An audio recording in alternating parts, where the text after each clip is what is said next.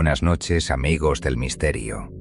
Dicen que en los psiquiátricos abandonados el silencio no siempre está vacío.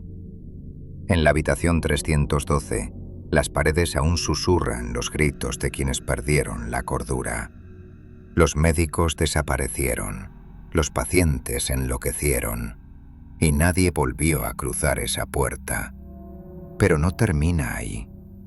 En una cárcel del horror, los prisioneros aseguraban ver sombras moverse entre los barrotes, voces que llamaban por su nombre, cadenas que se arrastraban solas.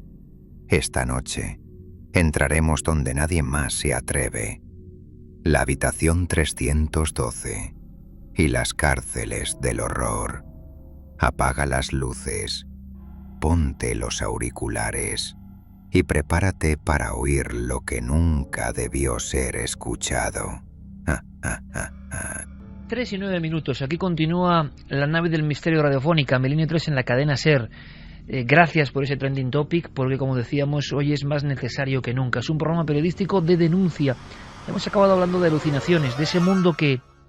A mí me decían una vez, hace ya muchos años, me lo comentó una persona en Málaga, me impresionó la reflexión de la locura y la cordura. Todos tenemos un transistor dentro. Estoy seguro que ya lo he contado porque me repito muchas veces, pero todos tenemos un transistor dentro. Hay frecuencias diferentes y hay personas que tienen el dial en otro sitio y escuchan cosas que quizá no solo sean locura ni alucinación, sino que están simplemente en otro espectro alejado del común de los mortales.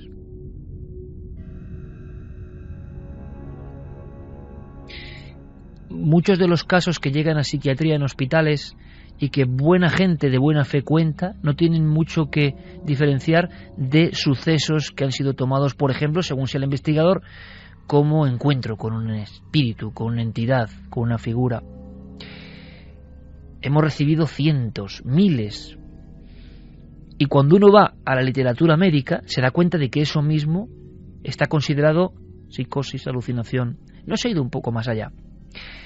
Claro, al mismo tiempo que esta semana llegaban las informaciones de esa regata y alucinaciones en el mar, llegaba otro estudio, si cabe, todavía más profundo y extraño. Está ocurriendo en el Hospital San Carlos, en Madrid.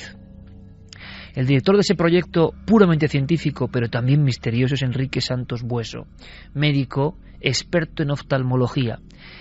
Veréis, hay personas que han visto figuras. Figuras, por ejemplo, imaginad, estáis un día en el pasillo de vuestra casa, una persona que, esto sí es cierto, tenía algún tipo de afección, glaucoma en fase inicial, algún tipo de catarata, ningún problema mental. Uno de los casos archivados, España, años 90, de repente nota algo oscuro hacia su izquierda, se gira, sabe esa persona que está sola en casa y lo que ve es la figura de un niño, pero no hay piernas, es solo el tronco de un niño con los dos brazos, la cara, todo es una sombra, la sombra de un niño que no tiene piernas y que está ahí y que parece que ha sido sorprendido por el único habitante de la casa, que estaba ahí hacía tiempo y que al girar rápidamente la persona lo ha detectado, lo ha pillado por sorpresa. El susto es un impacto tremendo, evidente, y la persona cree que o está viendo un espíritu, si cree en ello, o está loco de atar y evidentemente va a acabar en sección de psiquiatría y con ciertos tratamientos. Y quizá ni una cosa ni la otra. Resulta que desde el siglo XVIII un científico llamado Charles Bonnet fue investigando este tipo de apariciones que al parecer ocurrían en la propia zona del ojo humano, que no tenían que ver directamente con problemas cerebrales, aunque todo tiene que ver con el cerebro, la propia visión, pero el rebote de esa onda de luz del ojo reflejaba figuras. Desde el siglo XVIII, si vemos el catálogo de figuras, aparecen también las caras, los rostros, seres conocidos y desconocidos, seres que nos hablan. ¿Hay aquí una puerta para intentar descubrir la raíz de los casos de visiones de supuestos fantasmas? Yo desde luego no lo sé. Lo que he querido es escuchar, imagino que como muchos de vosotros, al doctor Enrique Santos, que nos habla de lo que están investigando ahora mismo. Es alucinante. Síndrome de Charles Bonnet. No se había vuelto a investigar en él desde el siglo XVIII, y en España hay casos, decenas de casos, de gente muy angustiada, ojo, de gente que veía incluso cómo objetos cobraban cierta vida. ¿Cómo es posible que el ojo genere eso? Objetos que se desplazaban y se colocaban en mitad de una estancia. Escuchamos. El síndrome no es una patología psiquiátrica, es la presencia de alucinaciones en personas que, muy importante, han perdido mucha visión. Desgraciadamente casi siempre se confunde con patología psiquiátrica, pues hay gente mayor y demás, y casi todos los pacientes van a psiquiatría. Pero nosotros desde el Hospital Clínico San Carlos, la verdad es que estamos retomando el estudio de este síndrome para formar también a nuestros compañeros, médicos de familia, médicos de urgencia, para que se den cuenta que esto no es una patología psiquiátrica. Al testigo muchas veces, por ser mayor, por tener problemas de visión, le daba mucho miedo contarlo. ¿Quién le iba a creer? A veces, repito, objetos inanimados que se colocaban en primer plano y que se movían. Cacerolas que quedaban flotando en la estancia o que generaban ciertos sonidos. O sea, visiones oníricas, visiones extrañísimas, visiones alucinatorias, visiones que se producían con una nitidez absoluta. Figuras como, por ejemplo, una religiosa, ese niño partido por la mitad, una cara flotando en la nada que nos mira fijamente sin abrir la boca, la cara de un hombre de mediana edad, en mitad de un pasillo, y que está ahí, y que es indivisible de la realidad. Claro, vivir esto, y repetidamente, hay muchos casos, patología que ha sido arrancada por la ciencia porque había, como digo, mucho rubor a contarlo. Como tantas otras veces, un fenómeno soterrado del que no se habla, como el primer tema de esta noche. Escuchamos. Bueno, es que incluso muchos pacientes no se atreven a comentarlo por el miedo a pasar a ser catalogados como enfermedad psiquiátrica. Sobre todo ven personas, ven de forma espontánea flores, pueden ver edificios, pero no le hablan. Eso ya sería una alucinación psiquiátrica, ¿eh? El paciente simplemente las ve, sin ningún tipo de interacción con ellas. Empiezan a aparecer de forma brusca, al caer la tarde, con cambios bruscos de temperatura. Sí pueden llegar a interactuar. Mire, esto lo describió el biólogo y filósofo suizo Charles Bonnet en el siglo XVIII. Él no era médico, pero él describió en su abuelo ciego por cataratas, que empezó a ver animales, que empezó a ver carruajes y flores. Empezó a ver dónde está todo eso, de dónde emerge todo eso, qué problemas puede causar todo eso. Hay casos mucho más complejos. Parece que hay una barrera, a veces interactúa, a veces incluso se oye cierta música, cierta melodía o palabras sueltas. Son alucinaciones muy complejas, pero la persona, repito, no está enferma, no tiene ningún tipo de psicosis, de paranoia, no es un psicótico, no tiene por qué ser tratado. ¿Cuánta gente habrá sido tratada, considerada loca, entre comillas, por algo que solo se reducía, no solo porque ella es misterioso, al mundo, al extraño mundo, al misterioso mundo de la cámara más perfecta que hay en la naturaleza, que es el ojo humano? Casos como estos. Aparecen personas, aparecen animales, plantas, edificios, además pueden ser en color o en blanco y negro, se pueden mover, no tienen por qué estar estáticas, y de una duración pues entre 1 o 10 minutos. Hay muchos pacientes que además de escuchar, además de ver estas visiones, escuchan algún tipo de música, típicamente música, no voces. ¿Y dónde está la barrera entre un encuentro con lo extraño y esto? Y voy más allá. ¿Los médicos saben realmente dónde está esto? Se produce por una patología del ojo, de acuerdo, pero lo que se está viendo, ¿dónde está? Porque el propio doctor me decía, a veces son caras desconocidas, pero que están ahí. ¿Cómo las ha generado el cerebro, el ojo? ¿Están ahí? ¿Se han visto alguna vez? ¿Son caras espontáneas que han cruzado con nosotros en la calle y que se han quedado en el cerebro? Desde luego, pocas veces he visto yo en el ámbito científico algo que se parezca tanto a una aparición. Apariciones como las que siguen llegándonos cada semana en nuestros testimonios.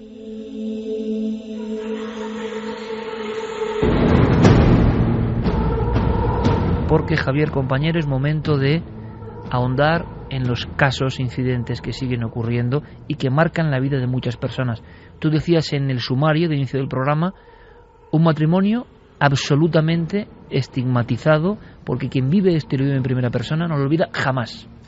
Decía Stephen King que los hoteles son lugares marcados por defecto, ¿no? ¿Cuánta gente habrá dormido en esa cama y cuántas emociones habrán quedado atrapadas en esas estancias en las que pasamos unos minutos o unos días de nuestra vida sin darnos cuenta de todos los que han pasado, han vivido, han disfrutado, han sufrido también en esas habitaciones?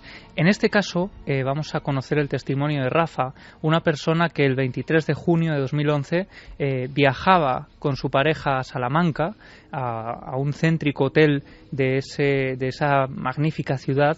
Ellos iban a pasar un fin de semana allí para hacer turismo, para conocer un poco el lugar y, bueno, no esperaban que en ese hotel, en ese céntrico hotel con historia de estilo palaciego, iban a encontrar una serie de extrañas vivencias que de alguna forma iban a dar la vuelta por completo a la experiencia que ellos pretendían vivir. Salamanca, pues a hacer turismo, a ver la ciudad y demás. Nos quedamos en este hotel. La historia también es que, claro, como fuimos a ver la ciudad, pues en el hotel no estuvimos más que por la noche para ir a dormir. El día que llegamos, así como primera sensación extraña, ya nada más entrar al hotel para hacer el check-in, a mí, por ejemplo, se me aceleró el pulso un montón. Cuando estuvimos en la habitación la primera noche, también comentándolo con mi novia, pues, ¿sabes? Esa sensación como de ser observado o algo así, como si ahí hubiese algo un poco incómodo. Desde luego, muy desagradable, o sea, muy desagradable.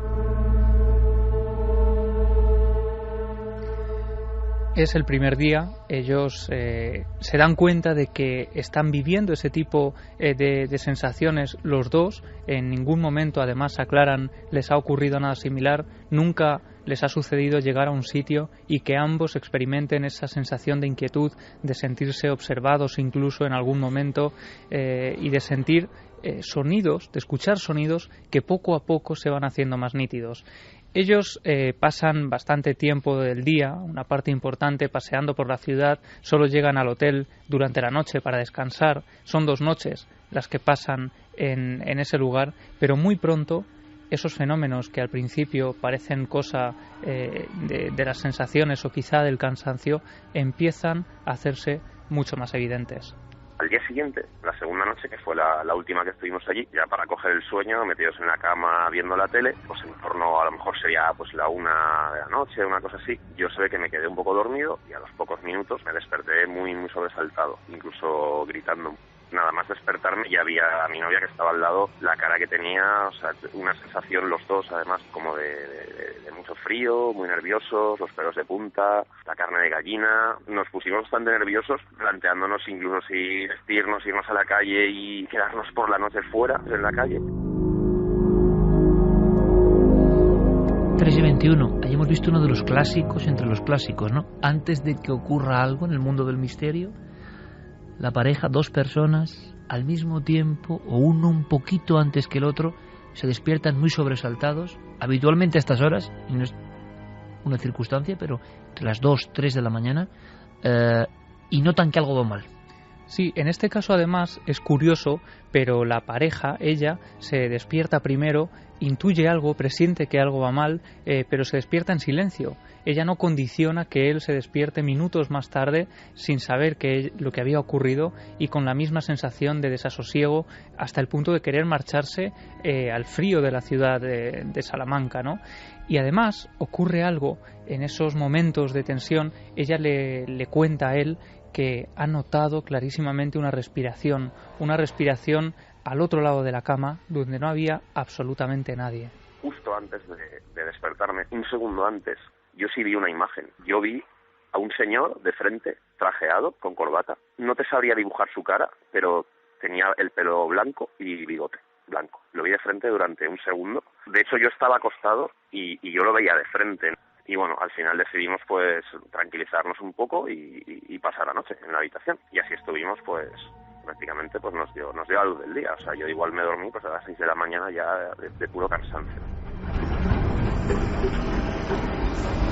Esa imagen se produce un segundo antes de que él pueda moverse, gritar y levantarse sobresaltado, en ese estado de duermevela en que no se sabe muy bien si lo que está ocurriendo es real o es parte de un sueño, ¿no? Pero es curioso que en ese momento ellos se plantean que algo puede estar ocurriendo en esa habitación 312, una habitación que a día de hoy no han podido olvidar. Y es curioso también que, ella por supuesto no pega ojo en toda la noche, no duerme en toda la noche, él consigue dormirse después de unas horas por cansancio, pero a la mañana siguiente, cuando están haciendo el check-out, él, muy sutilmente, le pregunta al trabajador que está en la recepción del hotel por la historia de ese edificio. A la vista, como decíamos, es un edificio con una carga histórica importante, es una especie de palacio antiguo, y en ese momento no espera que ese trabajador del hotel le revele que otros tantos han vivido cosas similares en ese lugar exacto. Le pregunté por el edificio en particular, porque como se ve, pues eso, un palacio antiguo, le pregunté de cuándo databa el edificio y creo que me dijo que del siglo XV, me explicó que era pues, el palacio de un marqués, o marqués de Castellanos, o marqués de Castellanos, o algo así. Y entonces le dije, mira, pensarás que estoy loco, pero le contamos más o menos lo que nos había pasado por la noche. Pregunté si habían tenido algún cliente con alguna historia de estas y el hombre nos dijo que a él en particular esta cosa le daba mucho respeto y nos habló de que chicas del servicio del hotel habían bajado asustadas más de una vez con historias de estas y aparte que estando en la recepción del hotel por la noche, solos, más de una vez les había pasado claro, tienen el ascensor como a la derecha del mostrador y les había pasado pues de ver cómo el ascensor baja desde el piso que sea y llega a la planta baja donde están ellos y no hay nadie. ¿Alguien más haya visto esa figura? Pues ellos preguntan, parece que no quieren hablar mucho más, nadie les cuenta más detalles de toda esta historia. Es un momento en el que ellos se están marchando también y precisamente por eso nos escribían, ¿no? Para ver si nosotros podíamos tener acceso a través del testimonio pues a otra gente que haya visto o vivido algo similar en ese lugar concreto y por supuesto intentar saber algo más de la historia de ese edificio. Pero ellos son los testigos, ese caso bien curioso, ¿no? Los testigos que ven algo y se convierten también en investigadores de lo que ha ocurrido en un lugar. ¿Cuántas veces y cuántos amigos que están estas noches de Milenio 3 en los hoteles de España, cuántos casos han recibido y cuántos nos han contado a través de las vías de contacto, ¿no? Y que luego resulta que son los primeros sorprendidos porque a veces coincide la historia, lo que se ve y la habitación. Muchísimos casos, algunos se pueden contar, otros no. Pero el tipo de visión, ya que ya hablamos en ese umbral, en esa delgada línea roja entre alucinaciones y visiones reales, se produce en ese estado de duermevela. Para un especialista psiquiátrico, y aquí cada uno lo ve con sus gafas, ¿no? Para un convencido de los fenómenos paranormales, esto sería la aparición de alguien que ha muerto allí en extrañas circunstancias, alguien que parece moderno, no de un tiempo pasado, por el traje con corbata, evidentemente no es del siglo XV y XVI, aunque el lugar seguramente tenga su influjo histórico como todo el corazón de Salamanca, pero para un psiquiatra, lógicamente estamos ante una visión hipnagógica o hinopómpica, ¿no? Es decir, en ese umbral entre la vigilia y el sueño, no poderse dormir, sensación de angustia y a los pies de la cama alguien perfectamente definible que nos mira de frente. De frente, es típico de este tipo de alucinaciones. Lo raro es que las señoras de la limpieza, cuando están haciendo sus tareas, también vean escenas parecidas. Exactamente. Entonces, ya no es una visión. Habría que ver qué escenas. Claro, pero si describen algo similar, es que ya no es una visión que tenga, además, dos personas en un mismo estado que tengan esas visiones. Ahora vamos a ver si siempre que surge historia de hotel o de visiones, siempre hay un montón de personas, de público de Milenio que nos informa. Pero eso, es decir, cada maestrillo tiene su librillo, en el sentido de que el pánico de la pareja, por separado, y que ven lo mismo, sea en un hotel, sea en una carretera, uno puede decir, bueno, es lo que decimos, ¿no? Esa campana de realidad que ya se ha extendido.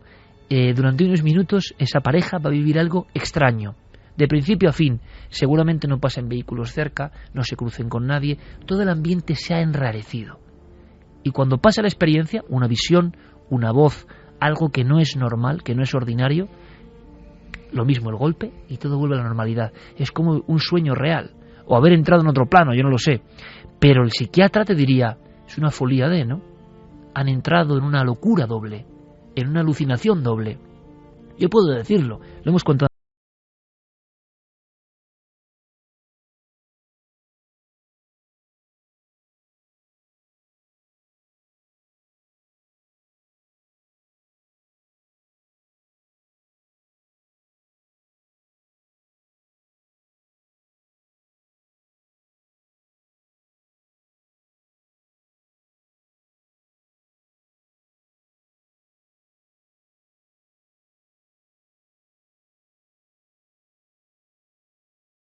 y oscuro, en la última Las parte de noches, Lanzarote, además ¿no? de Lanzarote, son muy oscuras. Pero hay urbanizaciones cerca, es decir, no es un lugar desolado. Allí JJ Benítez pasó 3 noches en su mítico Encuentros en Montaña Roja. Hay que tenerlos bien puestos para estar 3 noches ahí, ¿eh, Juanjo? Desde luego. Y vamos ascendiendo y yo estaba diciendo, mira, es que llevas sandalias, Carmen. Aquí hay puede haber alacranes. Vámonos. Me estaba poniendo todo tipo de excusas y yo decía, sí, es verdad. ¿Y tú igual? Sí, decía, sí, es verdad, que no voy con el calzado adecuado, y total. Bueno, vamos a dar una vuelta por aquí, pero no subimos más, ya vendremos luego. Queríamos llegar volvimos a la caldera del cráter, que fuimos en otra expedición, y llegamos a la caldera del cráter y vimos todo eso. Cráter viejo abandonado, cerca de Punta Pechiguera, al final, donde muchos aviadores de la línea Iberia y Aviaco habían observado extrañas luces dentro del cráter y se convirtió en una especie de comidilla entre la gente de la aviación española, que en ese cráter estaba ocurriendo algo, pasaba algo. La última noticia, lo cuento por algo, y algo de última hora. Resulta que ascendiendo por ese volcán, sin que haya nada objetivamente que a ti te dé la alarma, uno tiene, como diría Stan Lee, el autor de Spider-Man, el sentido arácnido, ¿no? Hay algo que nos dice que no está bien eso. Y no había nada para temer. Empezamos a ver unas rocas y unos dibujos en la roca, como creados, como si formaran unas letras. Yo eso solo lo he visto, o me lo he encontrado en Nazca, por ejemplo, como figuras, ¿no? Y en un momento dado, que es lo asombroso, sentimos un miedo tremendo y nos vamos. Nos han informado, y me gustaría tener más información, que dentro del cráter de Montaña Roja está la tumba de una mujer desconocida. Yo eso no lo sabía. Y que hay una tumba de algo que ocurrió allí. Y nos gustaría saberlo. Y uno a veces recibe 10 años después de una información o de una sensación algo que pudo pasar allí. Si alguien tiene información que nos lo cuente. Pero ese miedo a veces, ¿es el miedo el que se contagia? ¿O es que algo de nosotros está permanentemente alerta y se activa? ¿Qué dice nuestro público, Carmen? Pues mira, dice Pili Ramone, dice, yo por un ictus tengo cambio de visión reducido y me asusto muchísimas veces por ver sombras y aún no me acostumbro. Buenas noches, milenarios, os sigo cada noche. Soy rondeño, vivo en el humilde barrio de San Cristóbal, barrio de personas mayores y algunas jóvenes. Lo ocurrido hace unos días, una vecina fue víctima de este modo. No nos lo podíamos creer, pero fue así. Según relata, recuerda que una señora de buena presencia se acercó, le abrió el bolso y un hombre de buena apariencia la acercó a su casa. Allí le pidió joyas y la cartilla y fueron al banco y sacó dinero. Recuerdos vagos son los que tiene. A día de hoy no quiere salir de casa, está muy nerviosa y con ataques de ansiedad. Una pena que ocurra esto y además es real.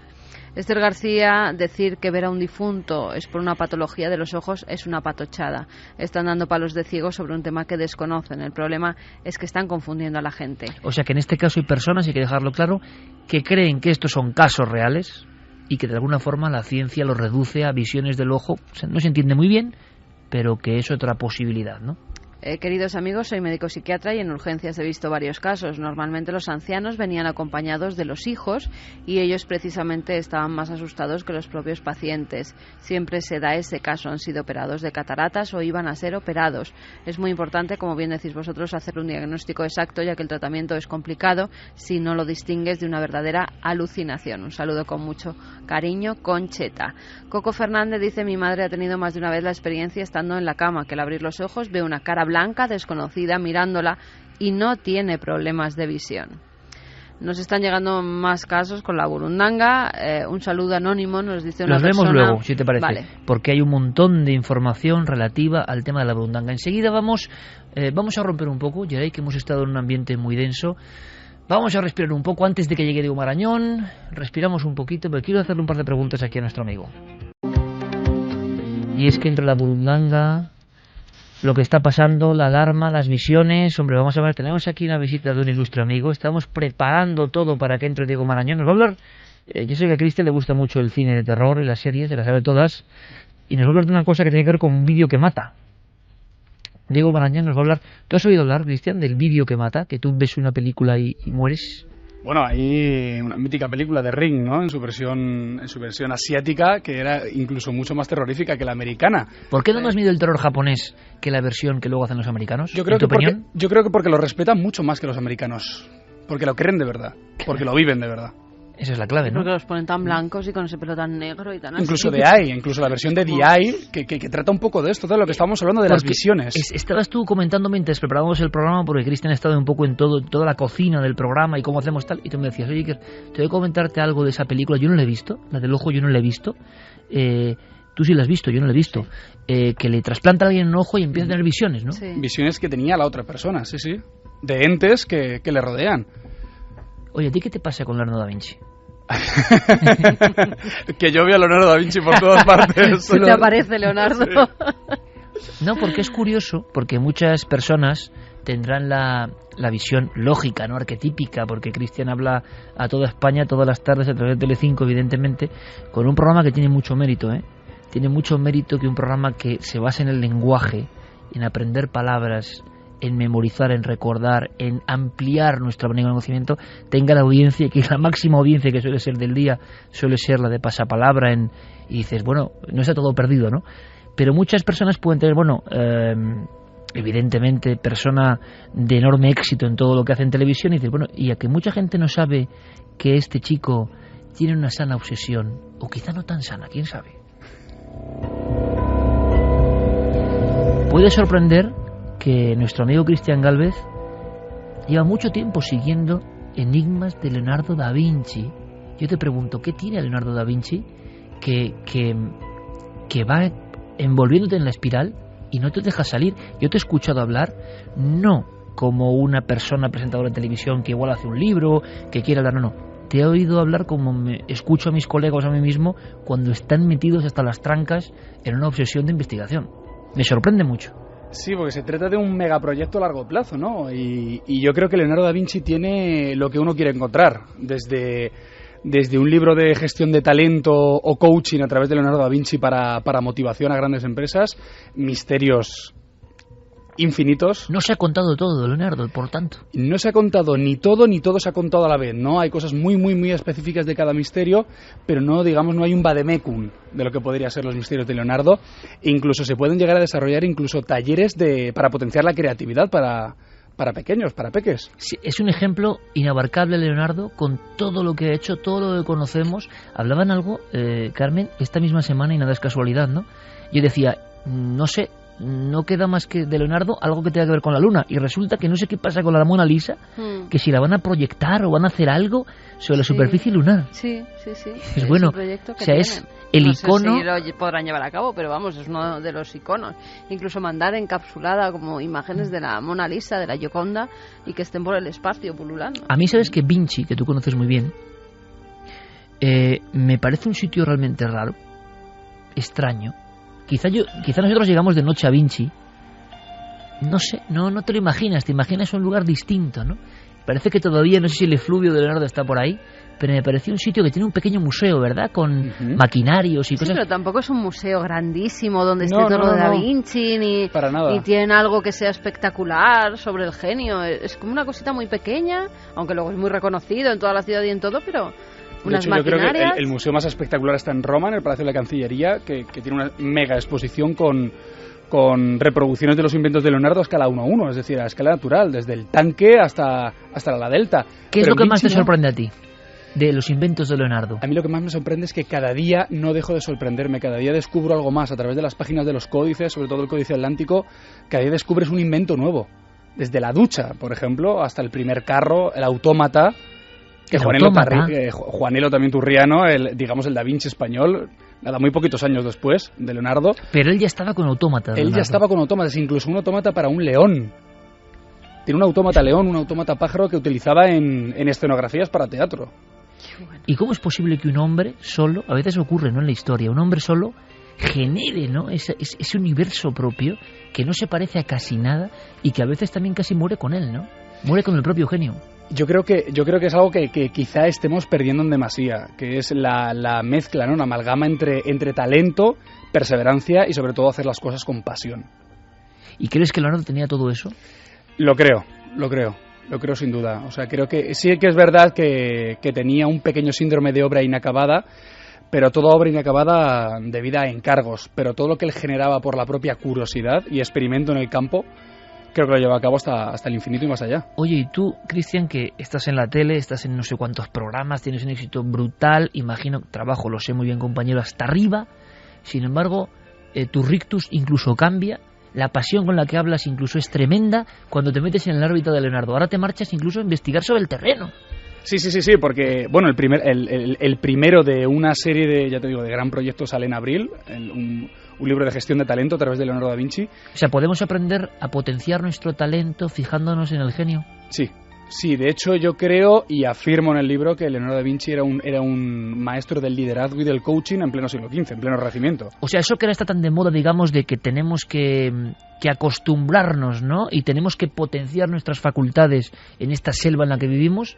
Tú dices que ese hombre, ese genio de Vinci, lo tenía ya y tenía enseñanzas que se pueden extraer y acoplar a los días que corren, a hoy. Sí, rotundamente sí. Además lo explico a través de las obras de Leonardo. Te puedo llegar a explicar cómo crear una marca personal, cómo venderla, cómo potenciar el trabajo en equipo, el liderazgo, enseñar, aprender y volver a enseñar, que es una cosa que también vosotros hacéis con mucho valor en La Nave del Misterio, incluso en Cuarto Milenio, que todo el mundo sabe en Twitter que soy ferviente seguidor, que aprendéis, lo enseñáis, pero seguís aprendiendo. Es una espiral que no tiene fin. Tenéis vuestra parte de genialidad. Es una espiral que no tiene fin. Hablaremos, si te parece, te invitaremos. ¿Cuál es el momento en tu vida? Porque yo creo que el contraste es genial, ¿no? Es decir, en esta sociedad en la que vivimos, ¿no? En la que también, por desgracia y por fortuna, no pasa nada, como a nosotros nos pasa, ¿no? Uno tiene su San Benito, tiene su estigma, y este sabe hacer esto y es este. Y este Cristian, el presentador, sabe hacer esto.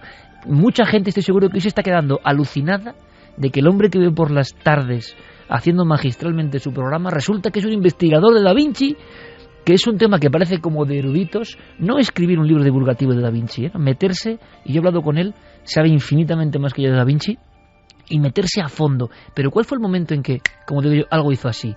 Y tú dijiste, es que parte de mi vida tengo que investigar a este hombre. Pues la verdad no sabría decirte, pero sí sé decirte que en parte de mi vida me llevará a investigar sobre Leonardo, ¿no? Yo siempre he querido abarcar mucho, y eso que mis padres siempre me decían, intenta abarcar poco, pero abárcalo bien. Y ese espíritu renacentista, esas ganas de hacer muchas cosas e intentar hacerlas bien, porque no todos somos genios, pues creo que me va un poco a buscar paralelismos, ¿no? ¿Hay formas de adentrarse en Da Vinci? ¿Se podría recomendar algo? ¿Los niños pueden aprender algo de Da Vinci? Los niños pueden aprender muchísimo. De hecho, ya te contaré algún día los planes de talleres de creatividad para los peques a través de Leonardo. Hoy mi hija Alma estaba dibujando, con su abuelo. Sí. Estaba dibujando con un año con un rotulador. La creatividad, la pasión, la investigación. Qué grande que queden colegas como tú, Cristian, de verdad. Qué grande. Hablaremos aquí. Yo te emplazo aquí. Mira lo que nos pone. Mira lo que nos pone Jeremy Martínez. Estamos ya casi en Florencia y estamos casi en los tiempos de Leonardo, y nos parece maravilloso. La radio, la fuerza de la radio y la música nos permite viajar en el tiempo. A mí me parece maravilloso que un presentador de éxito en España, lo que se considera que debe ser, ¿no? Y resulta que está investigando el tío ahí, absolutamente apasionado. Por eso sabíamos que era milenario. Gracias, Cristian, por la visita, de verdad. ¿Vosotros? Toda la suerte del mundo, que aprendamos mucho con ese libro, que los niños se instruyan con ese libro. Ojalá, algo. Si podemos aprender algo de Leonardo, será un aprendizaje maravilloso. Gracias. A vosotros. Menos mal que hemos hablado un poco de Leonardo y se ha hecho un poco el oxígeno. Además la gente está encantada, dice que bien que esté Cristian como contertulio de Milenio 3. Dice, y si me lo dicen, no me lo creo. Me parece Milenio 3, investigaciones de Cristian Calves sobre Da Vinci. Que mucha gente, te digo, que no se cree, porque estamos tan... a ver si lo vamos a fichar de tertuliano, porque le gusta mucho el misterio, pero eso será por otro día. Mucha suerte, compañero. Vámonos con Diego Marañón, créalo o no, lo que vieron es más terrible. Menos mal que no todo está perdido en la tele tampoco, menos mal. Quedamos algunos locos aquí. Unos Quijotes. Diego Marañón, buenas noches, compañero. Empieza por C. Dícese de la sección que aparece a estas horas cada semana en Milenio 3. Buenas noches. ¿Qué tal? Grande. No, es que si ficháis a Cristian, yo me voy a pasar palabra, está claro. Oye, pues Diego Marañón en pasapalabra, yo creo que hacía el rosco, Vamos a hacer un día un rosco de cosas del misterio. No es mala idea, Cristian. Pero yo leo las preguntas, Dice, empieza por B, pueblo de Jaén, donde aparecen unas caras. Belmed. ¿Ves? Pues Estaba aquí muy todas. fácil. Bueno, ya, hombre, es que no Alguna vas a... mete Cristian de vez en cuando, ¿eh? El otro día, poseído, al que se le hace exorcismos, y yo, que lo digan, y pasó palabra, digo... Vamos a ver, Diego, teníamos una historia, como siempre creo, ¿no? Detective del misterio, nuestro compañero, resumiendo la historia anterior, a ver si nuestra audiencia ha acertado. Bueno, resumiendo la historia, nos basábamos en un email que nos había llegado sobre una supuesta foto de una anaconda gigante en el Amazonas. Nuestro oyente nos decía que se le habían enviado a su padre unos compañeros de profesión que estaban realizando unas obras de construcción de torres eléctricas en Brasil. Y nos decía también que, según parece, la anaconda había matado a un operador. Preguntábamos si esta historia era real o no. Era una anaconda gigantesca, impresionante, Gigantesca, de se unos veía 12, 13 metros, ¿no? En una pala, ellos decían que como de 20 metros, se veía en una pala de estas excavadoras y estaba colgando y era inmensa, la verdad es que daba repelús nada más verla. Guillermo León a través de ikerjimenez.com y, como decimos, con toda esa gente que se incorpora a través de otros foros vehiculizados a través de la nave del misterio, en Facebook y en Twitter, lanza la encuesta. Y ¿verdadero o falso? Pues la gente se lo ha creído. 64,1% de personas que han votado opinan que es una historia verdadera y falsa, 35,9%. Yo recuerdo que aquí casi todo el mundo dijo que falsa, ¿no? Dice Javi que sí. Sí. Que no nos creíamos que esa anaconda hubiese capturado y matado a uno de los operarios de la selva, ¿no? Yo creo que aquí apostamos la mayoría por el no. Por el no. Por el falso. Hubo algunos que sí, es que tú no estabas la semana pasada. Sí, pero se escuchaba. Pero no viste las manos, ¿cómo las levantaban? Votos a favor, 60 y... 64,1. ¿Y en contra? 35,9. ¿Diego? Pues me temo que esta vez es que ni siquiera era una anaconda. La historia es falsa, Iker, y además hay que alabar, ¿no?, la sapiencia de nuestros oyentes, que han sabido identificar que ni siquiera se trataba de una anaconda. Lo que se veía en la foto era una pitón reticulada. No estamos en el Amazonas, estamos en Malasia. Es una especie que es oriunda de esa zona de Asia. La foto, desde luego, juega con la perspectiva, Iker. Coloca al operario en una posición en la que parece más pequeño de lo que en realidad es. Se calcula que la serpiente que vemos tiene unas medidas de 5 a 9 metros. No se ha comido a nadie, desde luego, y se hizo, como te digo, en la ciudad de lo estoy mirando, de Penang, en Malasia, que es precisamente, Iker, donde existe un templo de la serpiente. No sé si lo conocéis. ¿No? Pues es un templo que está en este lugar, que es el hogar de personas y de alguna de las serpientes más peligrosas de la Tierra. Es un templo que se dedica a los ofidios. Ellos están sueltos por allí. Que hay miles de serpientes. Efectivamente, es impresionante. y es curioso que en todos los años que lleva ese templo abierto jamás ha habido un accidente. No se sabe muy bien si es por el efecto que el incienso que tiene por allí afecta a estos animales, pero es bastante curioso. Así que la historia de esta semana, Iker, falso, y cuando quieras hablamos de... Además, es muy interesante ese templo porque hay miles de historias y miles de leyendas sobre gente que, además, incluso que ha sido mordido por serpientes en otros lugares, que acuden allí como porque creen lugar curativo. Exactamente, como lugar curativo, y que aseguran que es ir a la casa de las serpientes, porque la llaman así, a la casa de las serpientes, y que allí se curan sin que les hagan nada, ni pues que se curan directamente. Es un lugar, además, muy bonito, ¿eh? Es un templo como antiguo y donde están moviéndose las serpientes por donde quieren. Pero además, Diego, dice la serpiente, ¿no? Que doble versión, ¿no? En el Antiguo Testamento, temida, Cleopatra, es decir, la serpiente como enemigo, y por otro lado, serpiente como símbolo de la salud, ¿no? De la farmacia, y símbolo de los ritos griegos de curación. Y ahí, pero por lo tanto, ha fallado gran parte del público. Sí, la mayor parte de la gente ha fallado. Sí. Se sabe que la anaconda pues es la serpiente más larga que tenemos, la que más pesa y la más larga es la pitón reticulada, que es la que se ve en la imagen que nos ha enviado este. Perfecto, pues Diego se la jugó a la audiencia, que también es su cometido, ¿no? Esas historias para aprender, fíjate, que no sabemos, como lo contábamos de la burundanga, era de crear o no. Muy cerquita de Madrid, creo que tenemos una de las pitones reticuladas más grandes, por lo menos de España, que nos la enseñaron en el safari. Sí, señor. En el safari de Madrid, que nos... Como 12 metros, algo así. Sí, como 12 metros de pitón reticulada, que además es... Bueno, la veíamos, ¿verdad?, enroscada, gruesa. Acaba de comer, muy gruesa. Es impresionante. Quien pueda que vaya al safari al Safari Park de cerquita de Madrid, que va a ver todo tipo de animales y además esa pitón reticulada merece la pena verla. Sí. En el libro Guinness de los Récords, la más pesada llegaba a alcanzar 135 kilos. Además, buena gente del Safari Park y seguidores de este programa. Vamos a hacer una cosa, Diego. Creo que tenemos un corte sonoro de una película, sí, precisamente para ambientarnos en la siguiente historia, ¿no? Muy certero, Cristian Gálvez, que apuntaba a ella.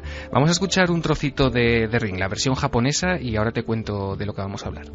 ¿Qué puedes decirnos acerca de esa cinta? Lo único que sé es que de repente aparece en la pantalla una mujer horrible que dice: vas a morir dentro de una semana. Eso es todo lo que he oído.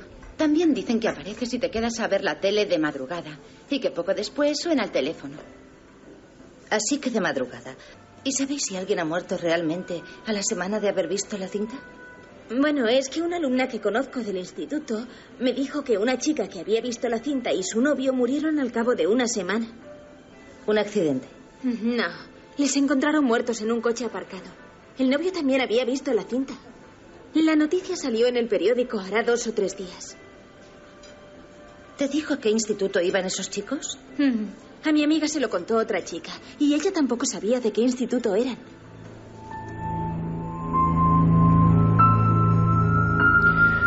Bueno, una película parece que absolutamente clave en la historia, en este revival del cine de terror japonés, y que de alguna forma generó una leyenda o una verdad, Diego. Pues es lo que vamos a tratar de averiguar. Todo esto surge en la red Iker desde agosto de 2009. Desde esa fecha se están publicando mensajes y reportes sobre un supuesto vídeo que está comprimido en 3 archivos distintos que hay que descargarse y descomprimirlos, unirlos hasta conseguir el archivo completo, en lo que se supone que es un vídeo con una imagen bastante poco estable, granulada. El vídeo no es de fácil acceso, de hecho no está subido a plataformas como YouTube o las principales de vídeo. Quiero decir, la gente puede encontrar imitaciones, pero se trata de eso, de una especie de recreación que la gente ha hecho sobre lo que se supone que se ve en ese vídeo, sobre la descripción de los testigos que sí que lo han visto. El vídeo se ha llamado The Grifter, o sea, por aquellos que lo han visto le han dado ese nombre. Se supone que incluye una serie de escenas que, en fin, son un poco duras de describir por lo que aparece. Te puedo decir algunas de las cosas más suaves que ¿Qué se sabe? Pues hay escenas que se cortan muy rápidamente, se ve una bañera llena de gusanos, pinturas antiguas que se derriten, colores que parpadean, bosques y, en fin, una serie de historias ya con animales y niños en las que no voy a entrar porque ni siquiera a estas horas es agradable. Pero esto nos recuerda un poco, salvando las distancias, claro, a los relatos cinematográficos experimentales de Valdeloma, de otros que intentaban con las luces estroboscópicas y generar una especie de hipnosis, ¿no?, en el espectador, pero esto es a lo gore, crudo. Sí, algo de eso hay. De hecho, este vídeo, como te digo, no es de fácil acceso, se supone que está oculto en lugares bastante poco accesibles de Internet, está en la Deep Web, en la web profunda. ¿Web profunda? Sí, que es un concepto en el que quizá algún día deberíamos entrar porque es bastante interesante. La gente que lo ha visto, Iker, y cuyos mensajes aparecen en algunos foros y en algunos correos que puntualmente aparecen en la red, no lo aguantan durante más de unos segundos. Se habla de síntomas como náuseas, como mareos, pesadillas, y lo más peliagudo es que se llega a apuntar al suicidio en 2 o 3 casos de supuestos testigos de este vídeo. Lo que planteamos esta semana es si realmente este vídeo existe y si realmente puede matar a aquellos que lo ven. En 7 días lo resolvemos. Diego, muchas gracias. Has dado tu palabra, ¿eh? Te vas a pasar palabra tú a participar, ¿eh? Como traigáis a Cristian, yo me voy, claro. Un abrazo muy grande, compañero. Venga, hasta luego.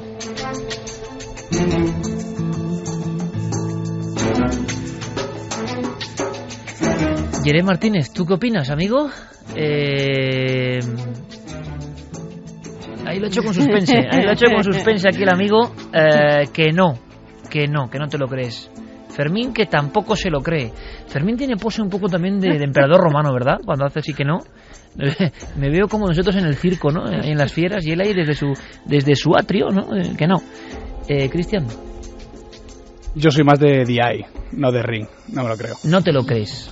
Vale. Javi. Yo creo que no, espero creer que no, porque si realmente esto es así y alguien ve el vídeo esta noche, no va a llegar a la respuesta de la semana que viene. Claro, es verdad. Yo creo que es verdad. Que es verdad. Sí. Los 3 archivos, un vídeo muy desagradable y que ha habido gente que ha medio enloquecido con ese vídeo. Sí. Vale, yo no digo nada, me quedo Yo he visto neutro. cosas en internet, en vídeo, que algunas las Sí, y pero... son muy desagradables. Pero fíjate ese término que decía Diego, se podía profundizar en él. ¿Cómo que Ya nos lo han pedido, Internet profunda? muchos oyentes. ¿Sí? Sí, ¿Qué es eso seguro de que Internet Santi, que se profunda? mete ahí en Internet profunda, algún día nos lo cuenta. Lo que pasa es que Santi, bueno, tiene su peligro, se mete en unos sitios que, en fin, también espantan, ¿eh? También espantan. Más profundo que Santi, Sí, seguro que no se seguro puede que no. meter nadie. Vámonos, Geray. Geray Martínez, que trae siempre, ¿no? Él y Noel tienen sus estilos, sus cosas, y Geray se guarda ahí una faltriquera, ni más ni menos que esta joya de Mike Oldfield. Y hombre, uno acaba la semana como con una buena sensación. Está muy bien, Geray. Sobre este fondo sonoro, los últimos mensajes de esta noche de nuestra audiencia. Pues mira, Iker, te hablaba antes de personas que están escribiendo porque han sido víctimas de la burundanga y además en casos muy crudos. Pero entonces han llegado decenas de casos. Decenas de casos, sí. Decenas de casos, con lo cual algo se tiene que hacer con esto, ¿no? Tal vez no se pueda detectar en sangre cuando te hacen los análisis, tal vez no se pueda demostrar, pero la policía tiene que estar atenta a estas cosas, O sea, las da la fuerzas de sensación, seguridad. claro, de que hemos abierto la punta de un iceberg, ¿no? Siempre nos interesa recibir casos de gente que ha visto misterios, que tiene pistas.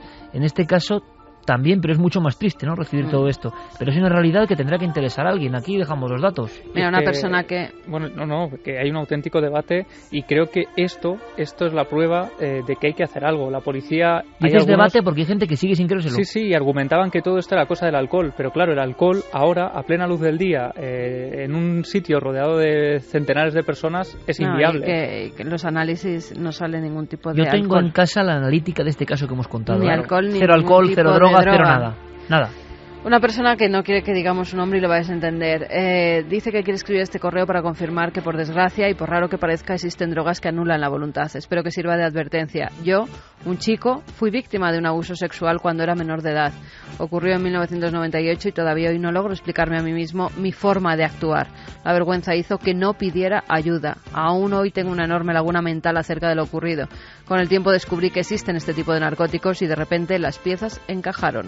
Nunca dejéis solo a ninguno de vuestros amigos, especialmente si han bebido, aunque esté rodeado de gente, y siempre, siempre pedid ayuda. Juan Luis Morillo nos dice, aviso, las prostitutas también lo están usando para robar a sus clientes. Eso siempre se ha comentado, ¿no? O es una cosa... No, y ha habido incluso reportajes, Iker, no hace mucho, en los que sí, incluso algunas de las trabajadoras de las prostitutas que aseguraban que bueno, que en alguna ocasión sabían de chicas que lo habían utilizado para robar a sus clientes. Y declaraciones de la policía también, con los que hemos hablado nosotros, nos lo han confirmado así, que ha habido casos similares a esto. Taglaren dice, trabajé en un garden durante 3 años y creo que vendía esa planta. Le llamaban datura. Cada vez que veía a alguien interesado en ella les decía que cada vez que la tocaran, sobre todo si la podaban o hacían esquejes, se lavaran bien las manos. Sabía que era venenosa, pero no cuáles eran sus efectos. Me he quedado de piedra. Hay que tener cuidado también porque hay toda una cultura o subcultura y personas que hablan también de la moderna Wicca, el druidismo, con todo mi respeto, pero y el manejo y el viaje psicodélico a través de plantas y de hongos, sí, me parece muy bien, pero cuidado porque hay algunas plantas y hongos que no las han dominado en los viejos chamanes de la Amazonía o de los desiertos de Arizona, no los han manejado ellos y quiere uno en 2 semanas y por ser muy atrevido manejarlo y tener viajes cósmicos. Los chamanes de la antigüedad preparaban toda una vida para tener esos viajes y toda la vida estaba dedicada a ello. No querramos ahora por hobby, después de dejar el coche y bajarnos del chalet, irnos a hacer viajes cósmicos de inmediato. Estamos en la cultura del ultra rápido, también para eso.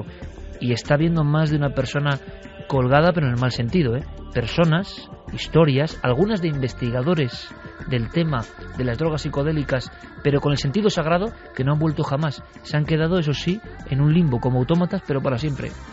Alberto nos decía que él ha vivido 1 año en Colombia y que este asunto se lo ha contado a varias personas. Amigos míos de aquí en España piensan que todo es un cuento chino. Os puedo contar de primera mano que a un agente de seguridad español destinado en Bogotá salió de su domicilio a retirar dinero del cajero y de lo único que se acuerda es que le pusieron un pañuelo húmedo en la cara, lo agarraron por detrás y después, cuando se despertó en el hospital, estaba en un hospital de Bogotá. A mi amigo lo encontraron unas personas tirado en el suelo junto al cajero y fueron quienes avisaron a la policía de Bogotá. En el hospital nos comunicaron que estaba vivo de milagro, pues le habían administrado más dosis de lo normal de la ya tan famosa burundanga. Claro, por eso se desmayó, porque lo normal y lo inquietante es que ni te desmayas ni pasa nada. En fin, ahí lanzamos los datos y sabemos, gracias a la fuerza de este programa, de la SER y de las redes, que de inmediato esto va a llegar aquí y allá, al otro lado del Atlántico, pero que hay una angustia y hay una inquietud, y que esto ya no es leyenda urbana y que nos ha pasado de alguna forma a nosotros mismos, pero que eso no es lo importante, que os ha pasado a muchos de vosotros. Hagamos algo, que alguien tome nota, por favor, y andad con mucho cuidado, por favor, claro que sí. Mireia Martínez, gracias. Fermín, gracias. Cristian, gracias por la visita. Gracias, Javi. Gracias, un placer. Mañana, Carmen, nos vemos en Cuarto Milenio. Mañana nos vemos a eso de las 11:30, 12 menos cuarto. Hay unas cuantas cosas que creo que son muy interesantes. Por ejemplo, un debate tremendo sobre la telepatía. Algo tan cotidiano. ¿Existe o no? Mañana debate candente en Cuarto Milenio. Nos vemos. Feliz semana. Estamos entrando en el aljibe. Aquí, en este lugar, es donde se acumulaba el agua, en teoría para una defensa del fuerte. Lo único que queda ahora es una plataforma flanqueada por dos barandillas metálicas que están completamente oxidadas. Está en una absoluta oscuridad, aquí no hay ventanas. Vamos caminando por una bóveda que nos muestra la cantidad de humedad que hay aquí. Hay unas pequeñas gotitas que demuestran que efectivamente aquí se guardaba agua. Hoy ya no quedan, los depósitos están vacíos. Quedan bajo nuestros pies a 5 o 6 metros, la altura es impresionante. Y más en esta oscuridad en la que vemos la punta de luz de nuestra linterna. Recorrer estas oscuras dependencias, estos lugares que antes estuvieron llenos de vida, de trabajadores que recorrían estos caminos, resulta ahora muchísimo más complicado. Hay que vencer los miedos de uno. Es como ir caminando hacia ninguna parte. No vemos el final del pasillo de esta plataforma. Solo vemos un punto de fuga, como un dibujo en perspectiva.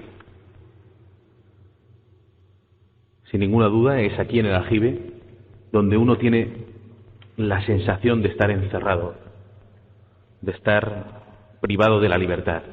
Por fortuna, aquí no eran confinados los presos estaban muy cerquita de aquí. De hecho, las paredes del aljibe son también las paredes de las celdas están por el otro lado. Este lugar da escalofríos.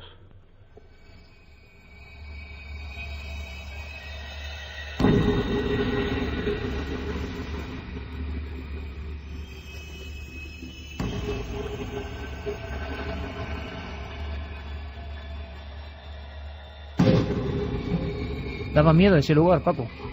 Bueno, Iker, buenas noches. Yo te lo he comentado en privado también.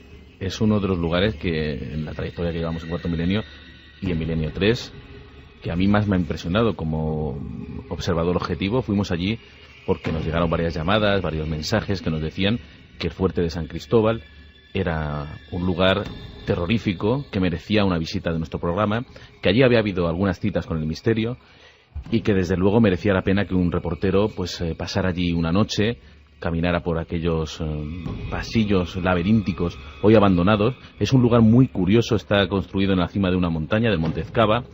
Se voló esa cima y en un agujero que hoy parece obra de casi no del ser humano, sino de una imaginación macabra. Allí está metido ese fuerte que hoy está cubierto por la vegetación por completo y que fue una de las prisiones más terroríficas de nuestro país. Y ahí en el aljibe, desde luego, yo pasé miedo.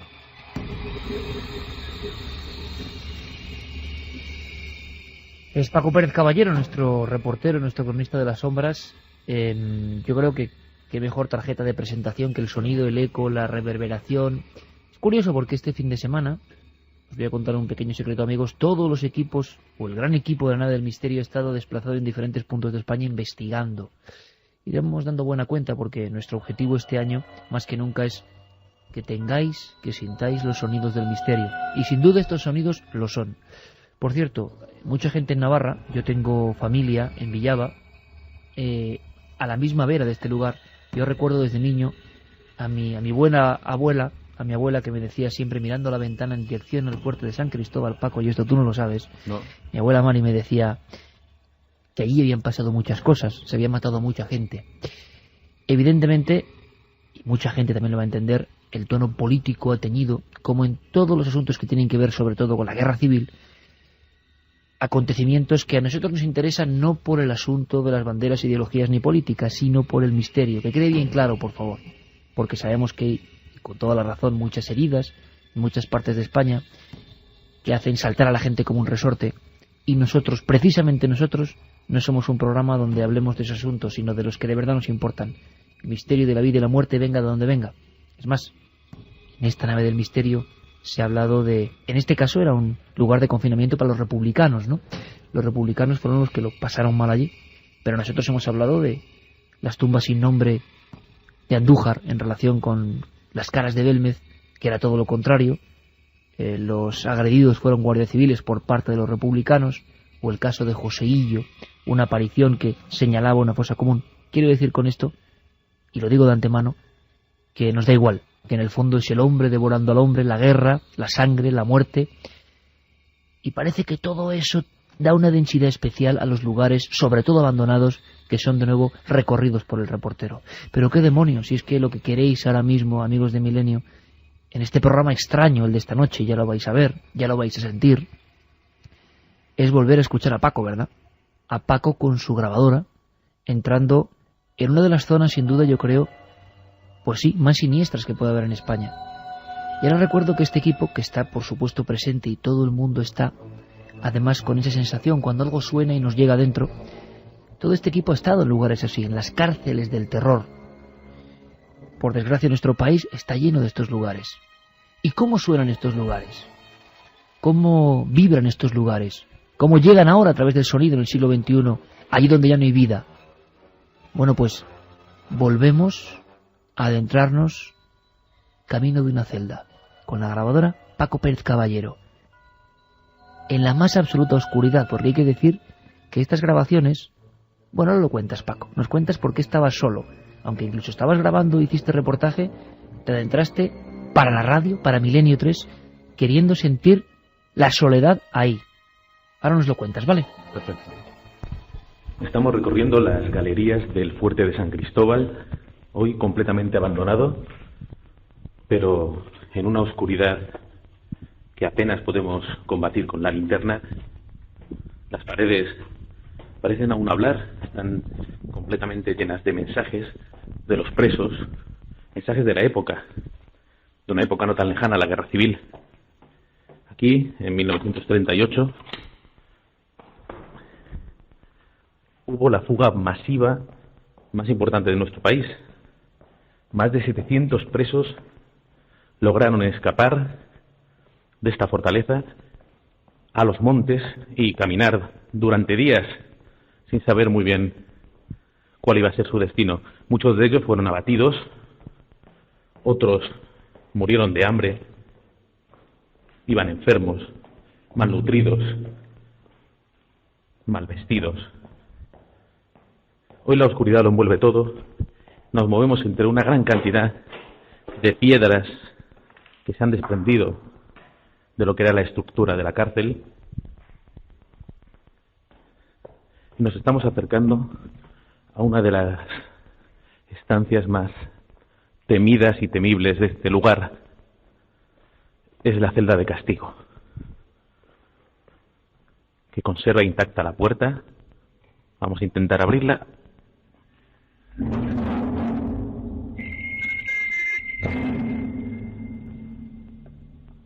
Estamos dentro. Es un espacio muy pequeño, en completa oscuridad. Aquí poco podemos hacer con la linterna. Y vamos a ver. Esto es lo que eran los presos cuando eran confinados aquí.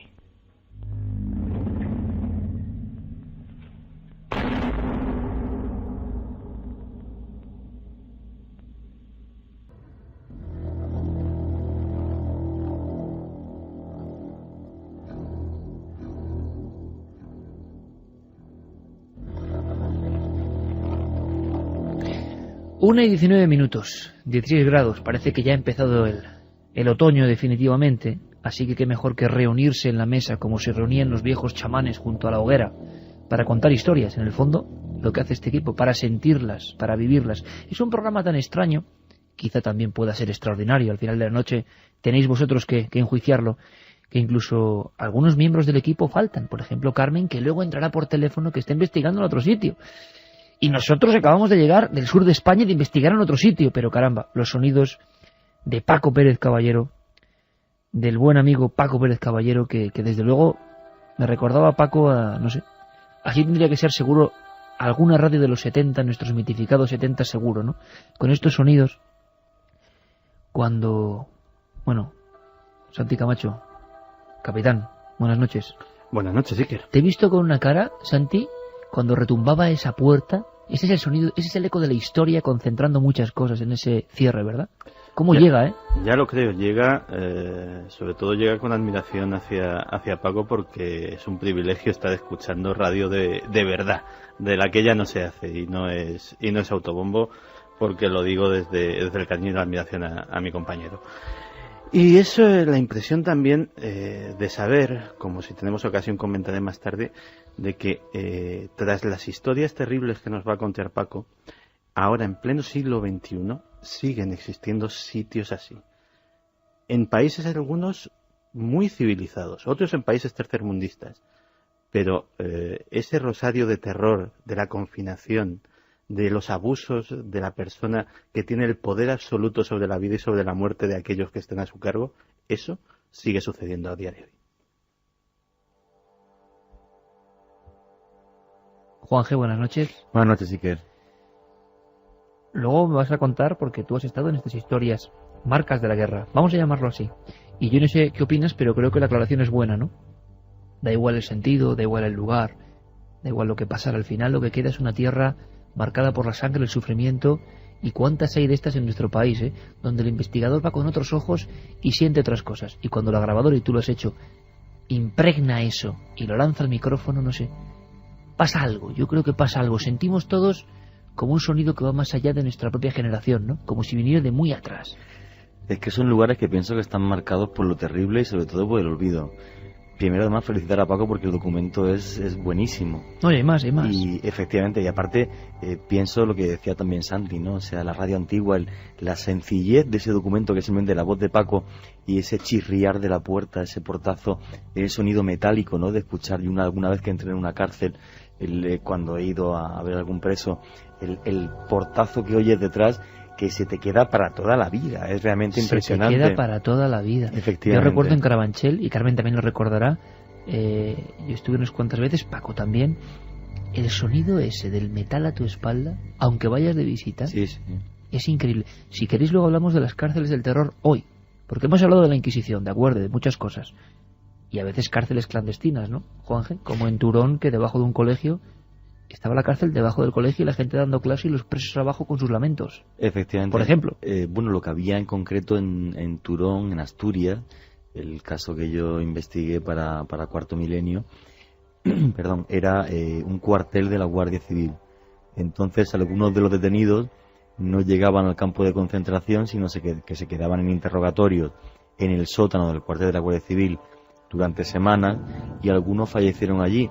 Incógnita histórica que, bueno, era, digamos, vox populi entre algunas personas del pueblo, pero hay que pensar también que este tipo de lugares en los que ha estado Paco son lugares que la memoria normalmente intenta olvidar, ¿no? Son como un lugar marcado, maldito. Importante decirlo. Claro, que la gente no quiere nadie quiere acordarse. Nadie quiere acordarse. Entonces, bueno decirlo, Juanje, porque yo me estoy acordando de eso, ¿no? De familiares míos por la zona, que yo como niño, claro, veía lo de San Cristóbal como un lugar mítico. Siempre depende todo de la mirada, ¿no? Para otra gente será un lugar de lo más normal, pero había algo que no era bueno recordar, algo que pertenecía a la memoria más oscura de este país. Y ese algo suena. Y escuchábamos esos rugidos del metal, Paco, y tú estabas ahí, pero estabas ahí de una forma muy especial. Estabas ahí solo. Sí, es que mi intención desde el principio fue ir a sentir el lugar, porque la historia es terrible, es terrorífica. Si algo puede suceder, si nos puede transmitir algún lugar físico, alguna sensación especial, tiene que ser algo como el fuerte de San Cristóbal. Allí las historias que se cuentan son terroríficas, no solo porque mucha gente murió y, como hemos contado, de hambre, de frío. El ser humano es terrible con el ser humano y es un lugar efectivamente de sufrimiento. Entonces, mientras mis compañeros realizaban grabaciones, el lugar es un lugar inmenso, gigantesco, que hoy está completamente abandonado y que mucha gente, jugándose a veces el pellejo, se cuela allí y trata de vivir una experiencia en primera persona. Lo primero que hay que decir es que muchísimo cuidado, que no nos podemos meter en la oscuridad en cualquier edificio. Este edificio es peligroso, está lleno totalmente de lugares donde uno puede caer al vacío, de hierros retorcidos. No es nada recomendable, pero yo por suerte fui con varios guías, varias personas que conocían el lugar, que habían estado otras veces y que nos advirtieron de todos los peligros. Una vez hecho los recorridos con los guías, yo quise, ya por la noche, cuando nos quedamos a grabar hasta tarde, recorrerlo en soledad, porque es como se sienten las cosas, es como al final uno dice, bueno, vamos a ver si realmente aquí pasa algo. Y como la honradez que nos caracteriza, efectivamente fuimos grabando y no grabamos nada fuera de lo normal, nada quedó registrado. Hay una cosa importante, Paco, en este punto, que mucha gente nos indicaba que es que pasaban cosas allí. Claro, quizá claro. La leyenda, el monte de los muertos, que vamos a contar por qué, porque es que los muertos aparecen, realmente han aparecido, naturalmente, aunque sí, en esqueleto. Y puede que haya gente, porque ha llegado, hoy en 7640, al no estar Carmen, lo controlará puntualmente Carlos Largo, que junto a Fermín Agustí y por supuesto a Yeray Martínez están escuchando muy atentamente en esta hoguera especial, decíamos, hoguera que reúne a la gente alrededor del calor del fuego y de la historia. Así que 7640, que tengo que decirlo siempre, palabra clave milenio, por si tenéis alguna historia, os recordáis alguna historia, o es solo leyenda. Pero en esta misma pantalla que estás viendo, Paco, han llegado muchas veces mensajes de ese lugar. Es lo que nos hace ir allí, y muy bien lo has dicho, nosotros tú no grabas nada, pero quieres sentir. No, además no grabé nada, pero quería sentir y sentí el lugar. Es un lugar muy especial. Esto, desde luego, yo te voy a hablar de mi experiencia personal, que puede ser muy distinta. Y sabes de la de otra persona. Sabes de sobra que yo no soy una persona sugestionable. Todo lo contrario, me considero un periodista de sucesos al uso, a la antigua usanza, que va a los lugares simplemente a ver lo que ocurre. Y yo, cuando digo que pasé miedo, es que lo pasé de verdad. Es un lugar donde, por ejemplo, la celda de castigo, donde yo me quedo dentro cuando cierras esa puerta que suena como hemos escuchado, de esa manera tan terrorífica, y te quedas unos minutos dentro para ver qué se sentía allí. Uno siente que la oscuridad le envuelve como si realmente no estuvieras del todo solo. Y sientes miedo, las corrientes de aire que hay, de repente. En fin, da esa sensación de que al principio uno está muy tranquilo dentro de la celda, porque, en fin, no tiene por qué pasar nada, y luego te da el miedo de que quieres salir inmediatamente, y de hecho sales rápidamente, y salí al patio a tratar de coger un poco por lo menos de la luz de las estrellas, de la luna, porque es el único lugar iluminado de noche en el fuerte de San Cristóbal, y coger un poco de aire para volver a sumergirme otra vez en ese monstruo dormido. Desde el interior de las celdas es muy fácil ponerse en la piel de un preso al que han enviado aquí sin que él sepa muy bien por qué, tal vez por una determinada creencia, por pertenecer a un determinado grupo social o por haberse enfrentado a algún hombre poderoso. En las paredes podemos leer frases lapidarias tremendas.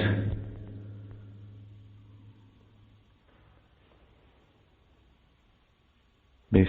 Por ejemplo, aquí estuvo Carlos, 27 de septiembre de 1940. Antonio no te olvida, octubre de 1938. Libertad.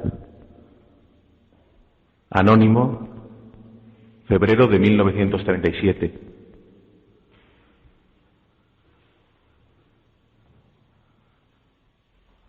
Los grafitis prácticamente se han conservado intactos. Hay un calendario, por ejemplo, que comienza con entré en mayo del 31 y tenemos junio, julio, agosto, septiembre. El programa que van ustedes a escuchar es la repetición de uno ya emitido. Produce escalofríos quedarse aquí durante largo rato, sobre todo sabiendo que uno está solo, que no hay nadie en varios kilómetros a la redonda, que hoy esta cárcel, que ya era terrible cuando los carceleros recorrían sus pasillos, hoy está completamente abandonada y aislada a unos kilómetros de la ciudad de Pamplona.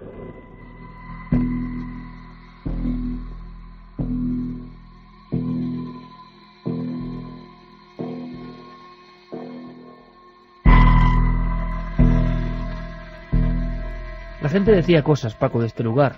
Decía cosas incluso antes de que empezaran a aparecer las calaveras, los cráneos, asomando con sus dientes por la tierra, que empezaran a aparecer cuerpos enteros con una botella y un documento, como único tesoro.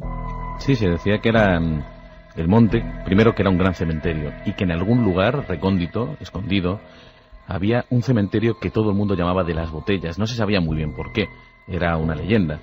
Y sin embargo, gracias al esfuerzo de muchas asociaciones, de personas que se han unido para tratar de buscar a esas personas anónimas que todo el mundo sabe que están allí y que aún no han aparecido.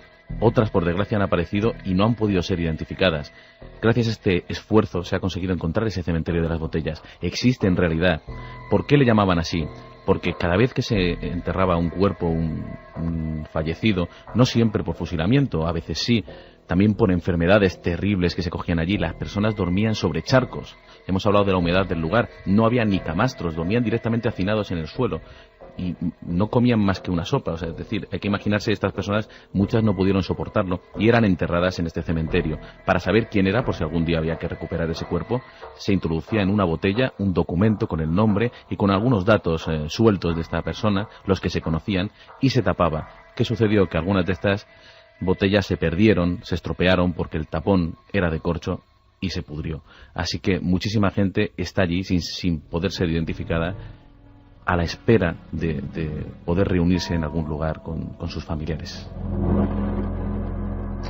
Muy curioso el hecho de esos grafitis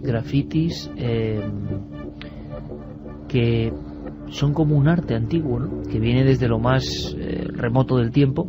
Grafitis que hemos visto en otras cárceles, en otros lugares que incluso tienen que ver con la Inquisición, que tú has recorrido en ciertas partes de España, y ese preso, ese hombre que está a punto de morir desesperado, tiene o acaba ejecutando un tipo de arte muy especial, ¿no? Sobrecoge la lectura de esas palabras, sabiendo que son verdad, que efectivamente una persona en su desesperación, medio en la oscuridad, que esto es lo que a mí me impresiona, a veces casi frases completas, garabateadas, con un trozo de grafito, o incluso con las mismas uñas, rayando en la pared poco a poco para hacer una pequeña hendidura que ha llegado hasta nuestros días, pues un grito como por ejemplo libertad, o como acordándose de su mujer, de sus hijos, pensando que cualquier día las fuerzas le van a fallar o que va a venir alguien a por él.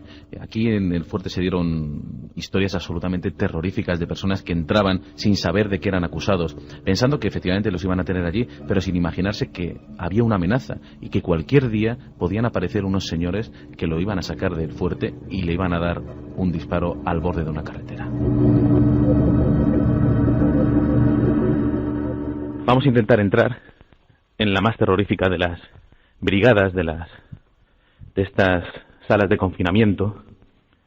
Están colocadas a 3 niveles. Vamos a bajar al nivel inferior, en el que se encontraban los presos con menos privilegios.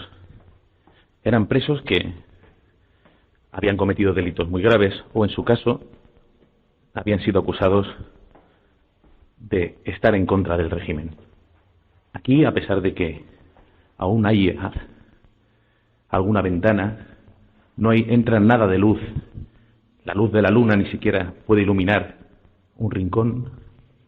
Hay una tremenda humedad. Abrimos una puerta que aún queda en pie a pesar de los años y nos movemos en la oscuridad. El frío es impresionante a pesar de las fechas en las que nos encontramos. Hay una enorme humedad y la galería parece no tener fin. Estamos en galería número 1. Número 2 son pequeñas estancias. Vamos por una especie de pasillo que tiene una bóveda de cañón, una bóveda quizá un poquito apuntada, pero que nos recuerda a la de algunos castillos medievales. Apenas vemos por dónde caminamos. Las paredes prácticamente están llenas de agua, como si fluyera una especie de río. Esto tiene una explicación. Que chorreen estas paredes tiene una explicación, y es que estamos pegados a lo que fue el aljibe del fuerte. Este fuerte nunca fue una fortaleza, como su nombre indica, siempre fue una cárcel, y los presos tenían que sufrir esta tremenda humedad. Estamos llegando al final de la galería número 9.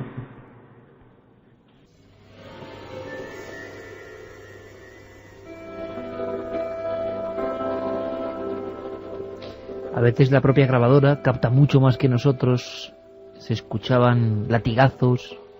Seguro que incluso no eres consciente de que estaba pasando a tu alrededor. Esos sonidos de la noche, ¿no? Que las grabadoras captan bien, que tienen seguro una explicación evidente, física, pero que ahora le dan un tinte sobrenatural total. ¿Hubo algún momento, Paco, en que creíste lo que contaba tanta gente de la zona de Navarra? No solo la historia, los cadáveres, fugas. Hay una fuga con 200 y pico muertos en el monte, desaparecidos sin nombre, el monte de los sin nombre, podríamos llamarlo. Gente que habla ya de voces, apariciones. Hay un momento en que incluso la sugestión, imagino, del reportero hace que, aunque la gente no quiere hablar mucho, uno casi crea que eso puede ser perfectamente posible en esos tabiques, en esos gigantescos muros. No te quede ninguna duda, vamos. Yo ya te digo que efectivamente no pudimos grabarlo o experimentarlo de manera fehaciente, pero comentan que hay gente de repente que en la noche desde Pamplona escuchan disparos desde el monte. Esos disparos que probablemente se oyeron cuando se fugaron 795 personas de ese fuerte, que se abrieron las puertas, esas personas que iban mal vestidas, que no tenían ni fuerzas para caminar y que no sabían ni siquiera dónde estaban y que fueron perseguidos y muchos asesinados a tiros por este monte. Se oían tiros, se oían gritos, dicen que dentro del fuerte todavía se oyen lamentos. Y la verdad es que hay que huir de esa sugestión. Es muy fácil en este lugar dejarse llevar por la sugestión, sobre todo cuando uno entra, como entré yo, completamente solo con una grabadora y una linterna que, a pesar de que tenía cierta potencia, no iluminaba absolutamente nada. Yo trato de decirlo varias veces durante este pequeño reportaje, que no voy viendo ni por dónde voy, por eso tropiezo con las piedras, por eso se oye de repente un golpe, por eso voy medio jadeando, porque voy levantando pues los obstáculos, moviendo las puertas, subiendo las escaleras o bajando. Es un pequeño laberinto, también hemos dicho que es un fuerte, estaba concebido para que no pudiera ser tomado, no tenía ninguna condición para ser un lugar de confinamiento, y desde luego, ¿cómo no voy a creer que hay personas que han pasado allí miedo, que hay personas que han tenido experiencias, que han tenido apariciones? ¿Qué son? Pues es lo que siempre decimos, para eso estamos, para intentar averiguarlo, pero no me extrañaría absolutamente nada que hubiera algo más allá de la realidad en el fuerte de San Cristóbal.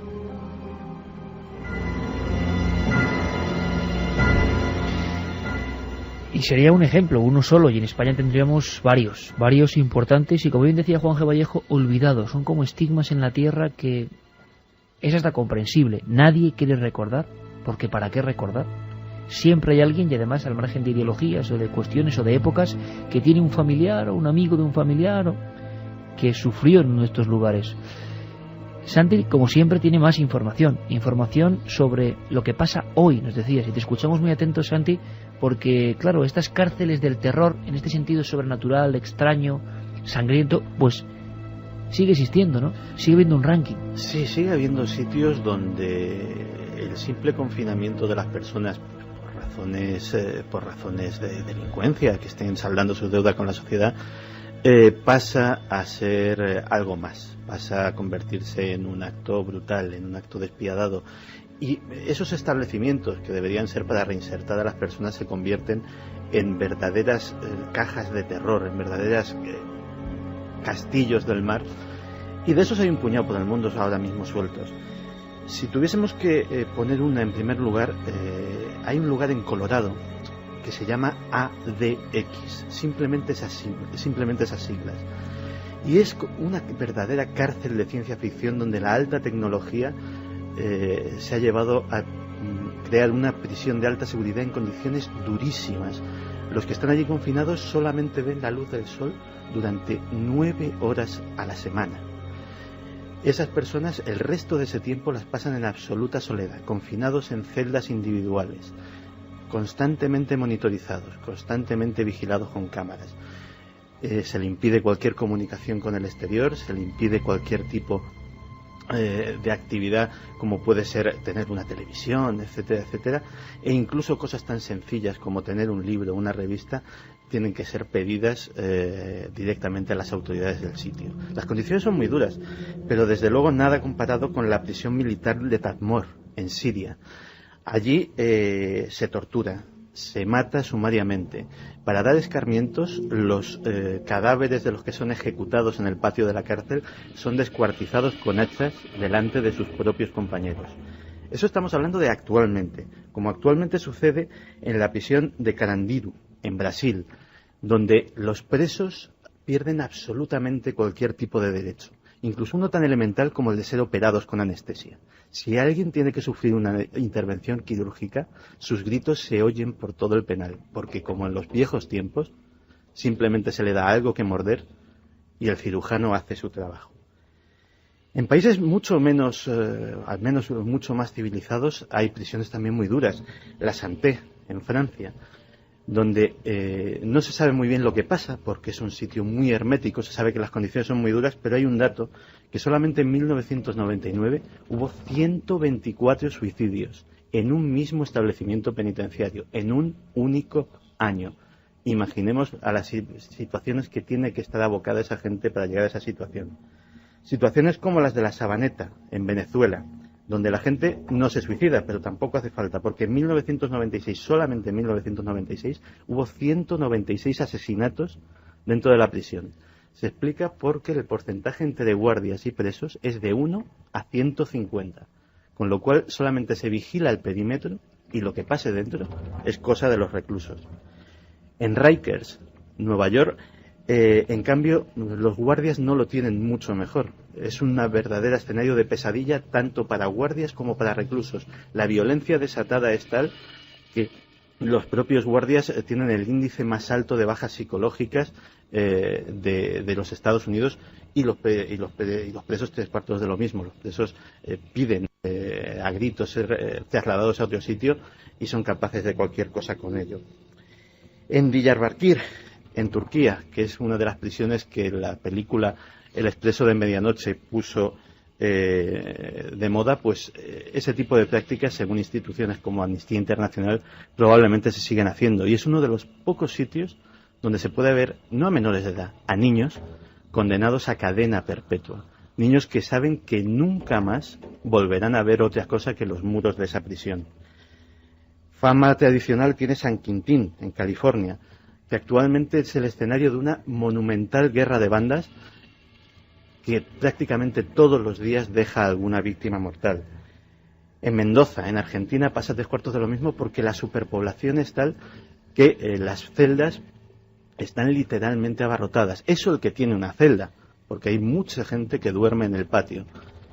Y por último, quizá el lugar más terrible de todos, la prisión de Nairobi, en Kenia, donde directamente no hay torturas, donde directamente nadie mata a nadie, porque la prisión está poblada por un verdadero enjambre de zombies, de personas desnudas, enfermas, desnutridas.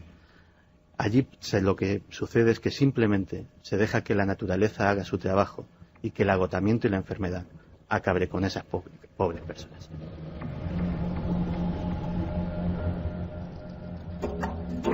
Radiografía del terror a nivel mundial hoy, que está ocurriendo hoy y que de verdad nos deja, como siempre, cuando Santi saca alguna de estas fichas, estas clasificaciones, que no podemos casi creer y luego lo confirmamos. No está pasando hoy.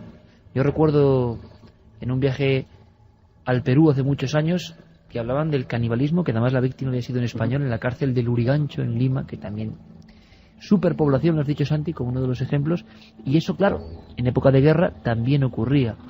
Y qué difícil es para el investigador, vamos a llamarlo del misterio, del puro misterio, ¿verdad, Juanje?, cuando se encuentra con el estigma, el pasado de un conflicto como la guerra civil.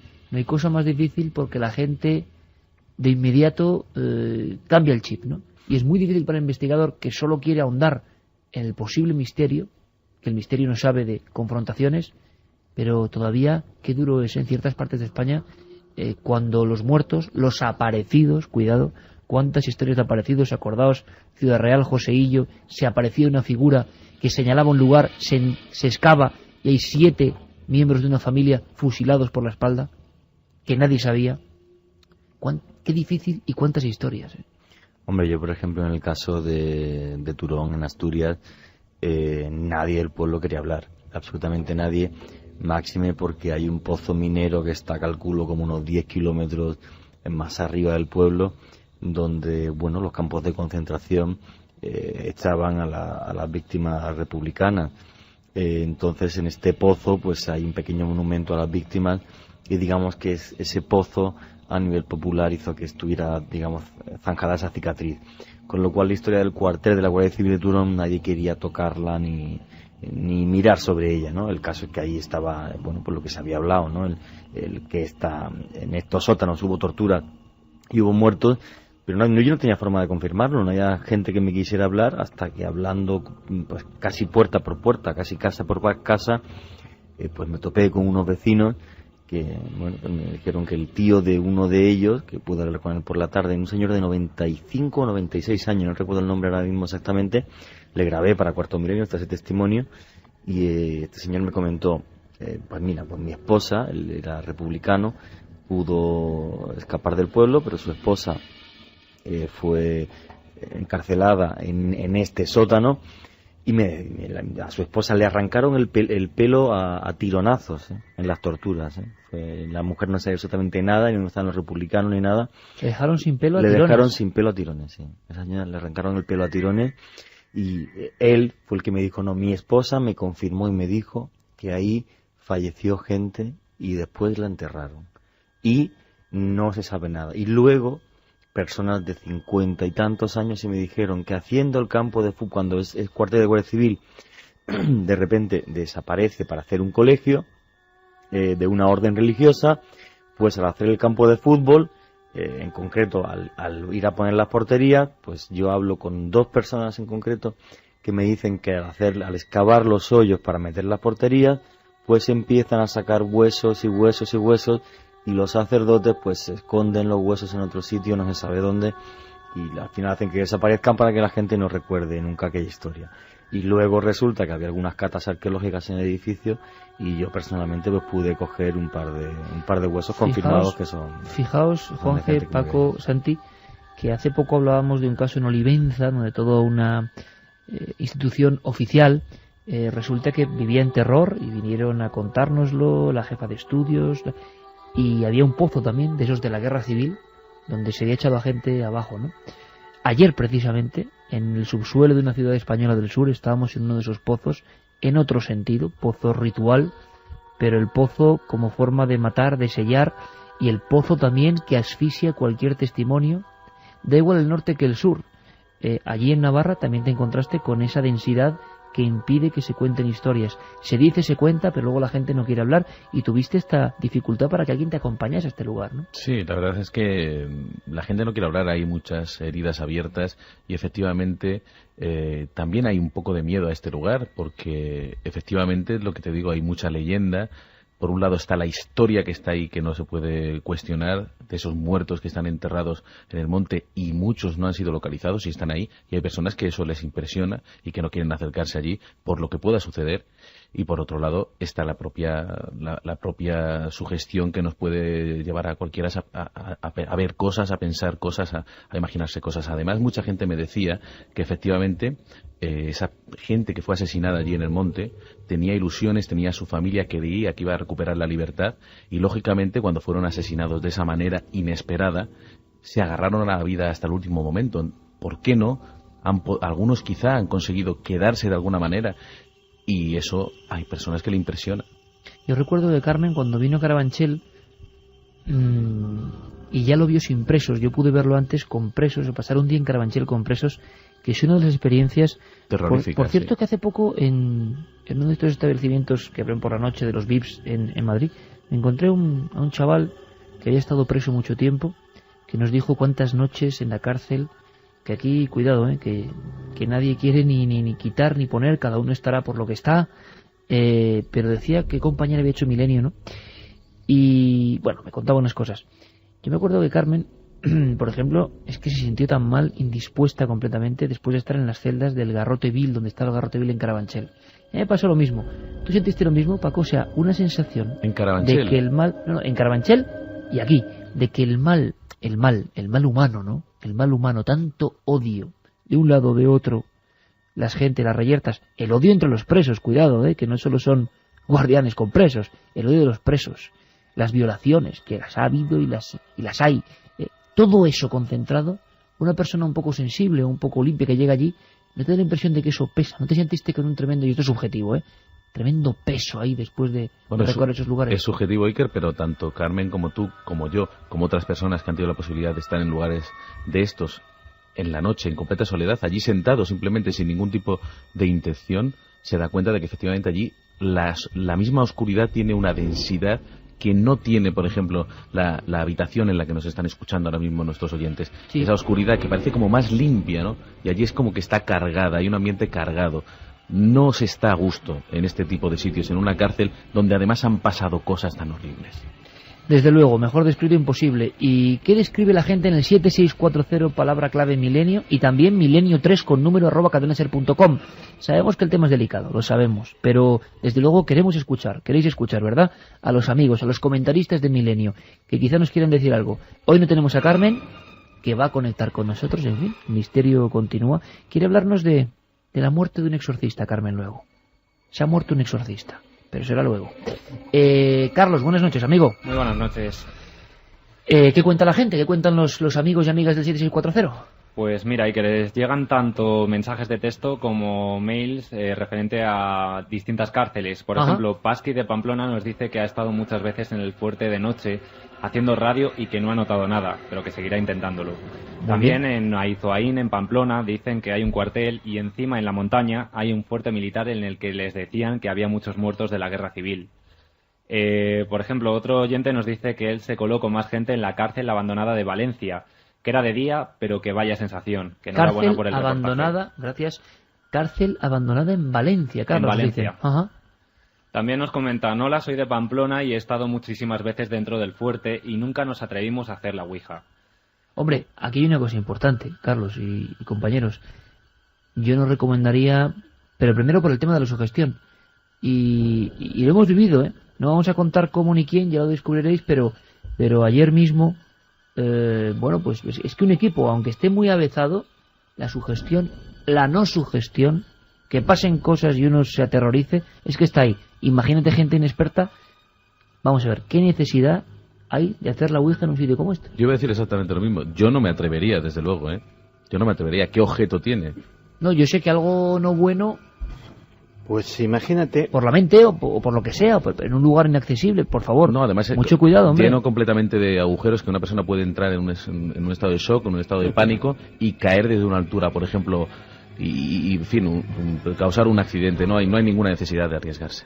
Imagínate cuántas veces en estos mismos micrófonos hemos comentado casos de personas que han tenido crisis histéricas, que han tenido consecuencias psiquiátricas graves, etcétera, etcétera, haciendo la ouija en sitios tan inocentes como una casa particular, un colegio, un lugar público cualquiera. Si a eso le añadimos la carga subjetiva o no que puede tener uno de estos sitios, le añadimos el peso de la historia, que todo el que va allí la conoce, pues y le añadimos encima, yo ahí es que voy a ser un poco más subjetivo. Yo siempre he pensado que de verdad que las cosas terminan impregnando las paredes de los sitios donde suceden, y que de alguna forma hay lugares, como decían en la Guerra de las Galaxias, donde el lado oscuro es más fuerte que en otros. Y la verdad es que efectivamente es un riesgo absolutamente innecesario. Y desde aquí siempre hemos fomentado la curiosidad y la experimentación, pero con cabeza y con prudencia. Queda dicho. Carlos, más. Nos llegaba también un correo muy interesante de Javier que nos dice: hola, yo estuve en el fuerte de San Cristóbal haciendo la mili en el año 85. Fuimos el último reemplazo que estuvo allí y luego lo cerraron. Era impresionante dar las rondas por las cárceles de agua, ver los grilletes sujetos en las paredes, los textos escritos en ellas, la garita de la muerte desde donde en los días de invierno las nubes eran el suelo de la garita, la vieja casa del general donde se guardaban munición. Pero lo más escalofriante era lo que se escuchaba por las noches, por las bóvedas. Sonaban sonidos raros como lamentos, se te ponían los pelos de punta. Carlos, ¿quién escribía esto? Nos lo escribía al correo electrónico Javier. Javier, que hizo la mili en la última época de San Cristóbal, en 85. Desde luego, Javier, gracias, gracias por esa descripción. Estábamos todos escuchándote y coincide con lo que tanta gente nos contaba y lo que en el fondo hace, leyenda o no, realidad para algunos que lo han vivido, que hayamos ido ahí. Más. Seguimos con el 7640. Nos comentaban también un sitio con muchos sufrimientos, la fortaleza de La Mola en Menorca, donde hubo muchos muertos en la guerra civil y posteriormente con la cárcel que se hizo. Cierto. Uno, aunque sea desde otra perspectiva, ¿verdad, compañeros? No sé si lo piensas, Juanje, se da cuenta, a veces, la generación que no hemos vivido la guerra, por fortuna, ¿no? Y que igual en nuestros abuelos tuvimos el último ejemplo de gente muy dura, muy sufrida, que lo pasó fatal. Uno, fíjate de curioso, desde este aspecto de la investigación de otra cosa, se empieza a dar cuenta de lo que tuvo que ser cuando se da cuenta de que todo el país, en el fondo, está con estos lugares un poco del terror, ¿no? Lo que ayer lo tapa. De todas formas, a nivel social, yo he tenido, no sé si la fortuna o desfortuna de vivir dos países que sí están en guerra latente, que son Colombia y Líbano. Y Líbano, por ejemplo, me chocó muchísimo una cosa, ¿no? Como siendo un país donde casi más de un 60% es de población musulmana, de diferentes grupos religiosos, y tú no ves absolutamente nadie por la calle que lleve ningún símbolo, o es muy difícil ver a alguien que lleve un símbolo religioso de ningún tipo de cultura. Porque, claro, en un país donde hay 12 religiones oficiales y varios, digamos, grupos guerrilleros, es fácil que te peguen un tiro. Entonces, pues la gente, digamos, oculta su religión. Y en Colombia, donde tienes de un lado dos guerrillas enormes, va de 17.000 hombres armados en la selva, de otro lado los paramilitares y de otro lado el ejército, pues bueno, pues yo escuché historias terribles de cómo, por ejemplo, los guerrilleros de las FARC secuestraban a niños menores de 13 años en diferentes pueblos, y me lo contaban familiares de ellos, ¿no? Cómo los secuestraban y los padres no podían hacer nada para hacer los guerrilleros. Y eso lo he vivido en vivo y en mis carnes. Y me lo contaban a mí una noche en algún sitio a escondidas por si algún día yo lo podía contar, pero ocultándome sus nombres y apellidos porque sabían que su vida peligraba. O por ejemplo, la primera vez que estuve en Líbano recuerdo que es que no sabía que era de mala educación. Estaba con una serie de chicas que eran, bueno, pues amigas de un amigo mío libanés. Y le pregunté de qué religión eres, y me quedó la chica blanca, me dijo, yo soy drusa, no sabía lo que era un druso. Y luego me dijeron, no se te ocurra volver a preguntar esto, o sea, es de muy mala educación en el país que tú preguntes a nadie, ni que digas a la malicum o digas cualquier tipo de saludo que tenga una connotación religiosa. Porque puedes jugarte la vida. Desde muy mala educación, porque en una digamos, reunión social, estás poniendo en evidencia que alguien es chiita, que alguien es sunnita, que alguien es druso, que alguien es maronita, que alguien es católico, hasta 12 religiones que hay. Entonces, claro, cuando lo vives ahí, vienes a España y dices, bueno, es increíble cómo 50 años después sigue eso vivo, ¿no? Es increíble cómo a día de hoy yo en esos dos países pues lo he vivido en primera persona en la actualidad, ¿no? Entonces, lo que está pues, pasando ahora. Ahora. Lo que pasó en nuestro tiempo. Claro, pero me imagino que años. que Líbano o Colombia, que son países cuyos conflictos, por desgracia, llevan muchos años, ojalá acaben muy pronto, y Líbano parece que prácticamente que está acabado, pero bueno, cada 2 por 3 resurge, pero posiblemente dentro de 50 años les pase lo que a día de hoy hablamos nosotros, o queden sitios, lugares ocultos, donde, bueno, la tragedia intente tapar lo que allí sucedió. Sí, señor. Es decir, que esto pasó aquí y estas son las cicatrices que hemos visto desde el punto de vista del misterio y que han sonado gracias al trabajo de Paco Pérez Caballero, que lo vivió y nos lo ha contado. Y lo hemos vivido, vaya si lo hemos vivido. Hemos hecho un viaje en el tiempo. Paco, compañero, que seguimos rodando por España y por el mundo buscando cosas que nadie cuenta. Un abrazo, amigo. Con admiración. Un abrazo muy grande. Por cierto, Santi, ahora viene Carmen con lo del exorcista. ¿Qué ha pasado? La muerte de un exorcista. ¿Tú has oído hablar del coltán? He oído, pero de reconocer que la primera vez que oí fue de tus labios. Coltán, el mineral que está cambiando el mundo. El oro azul y dicen que oro de sangre.